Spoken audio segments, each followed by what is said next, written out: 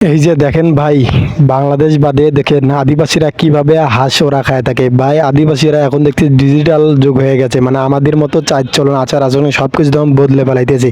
ওরা ল্যাপটপ এবং বিভিন্ন ধরনের আমাদের খাবারগুলো ওরা তৈরি করতে ফেলেছে। একটা হাঁস ভাই দেখেন খাবে, ওই হাঁসটা ভাই দেখেন কী করতেছে, প্রথমে কাদো দিয়ে পুরো হাঁসটা মাখায় নিছে, তারপরে একটা কয়রার মধ্যে তারপরে কয়রার মধ্যে ধুয়ে পল দিয়ে উপরে আগুন লাগিয়ে দিবে। দেখছেন ভাই ওদের বুদ্ধি কি রকম। আমরা কি করি, যদি হাত যদি একটা ছিলতে হয় তাহলে গরম পানির মধ্যে দিয়ে ওই হাঁসটা সিলাই ফেলি। ভাই ভিডিওটা প্রথম থেকে শেষ পর্যন্ত দেখুন, তাহলে অনেকগুলো মজা পাবেন।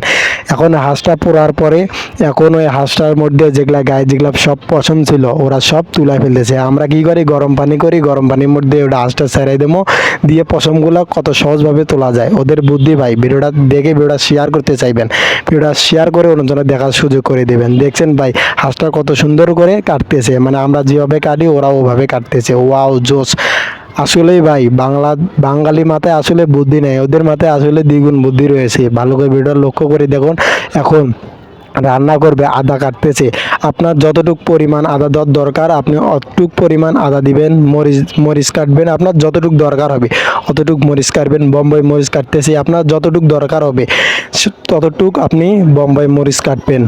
তারপরে চুলার মধ্যে কয়রাটা বসে দিবেন। তারপরে আপনার যতটুক হাঁস মানে যতটুক পরিমাণ তেল দরকার আপনি দিয়ে দিবেন। গোলমরিচ দিবেন, মরিচ দিবেন, আদা দিবেন, তারপরে আবার কাঁচা মরিচ দিবেন, বম্বাই মরিচ কিছু দিবেন, দিয়ে ভালো করে লাড়াচাড়া করবেন। তারপরে আবার বম্বাই মরিচের গুঁড়া কিছু দিয়ে দিবেন, দিয়ে লাড়াচাড়া করে আবার হাঁসটা ওখানে ছেড়ে দিবেন। হাঁসটা ছেড়ে দেওয়ার পরে আবার কিছু ঘি বা কিছু মশলা, আবার কিছু সেপ এগুলা দিয়ে লাড়াচাড়া করবেন, লবণ দিবেন, চিনি দিবেন।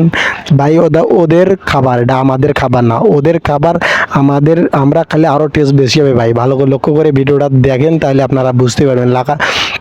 সব কিছু মিক্সিরও করবেন, সব কিছু মিক্সির করার পর ওটা ঢেকে দিবেন, একটু মজবে কিছুক্ষণ পর। এখন আদিবাসীরা আরও একটা খাবার তো খায়, হাঁসের মাংস খাবে আরও একটা জিনিস ওরা খায়। ওরা প্রতি বছরে বছরে একবার হলেও ওরা খায় শামুক নদী থেকে তুলে আনি। শামুকগুলো আগে পরিষ্কার করবে, মানে গায়ে যেগুলা কাদো বা ময়লা আবর্জনা যেগুলো থাকে ওগুলো সব পরিষ্কার করে শামুকের মুখের ভিতরে যেগুলা মানে একটা তালার মতো যেটা অপশন একটা থাকে না বসা, সেটা খুলে দিবে। সেই শামুকগুলো পুরোটাই আছে ভাই, ছেলে নাই, ওই ইয়েটাই আছে শামুকের ভিতরে যে ইয়েটা থাকে না, সে পুরো ইয়েটাই আছে। তারপরে ওই আবার হাঁসের মাংসের মধ্যে ছেড়ে দিয়ে নাড়াচাড়া করতেছে। সব কিছু মিক্স খেলা হলে ওই শামুকের মুখের ইয়েটা খুলে দিল না, ভিতরে মশলা যত কিছু আছে সব কিছু ঢুকবে। ওরা কি হাঁসের মাংস খাবে, ওদের ভেতর থেকে যেগুলো থাকে সব কিছু বের করে নিবে। দেখছেন ভাই ওদের বুদ্ধি আসলেই অবাক।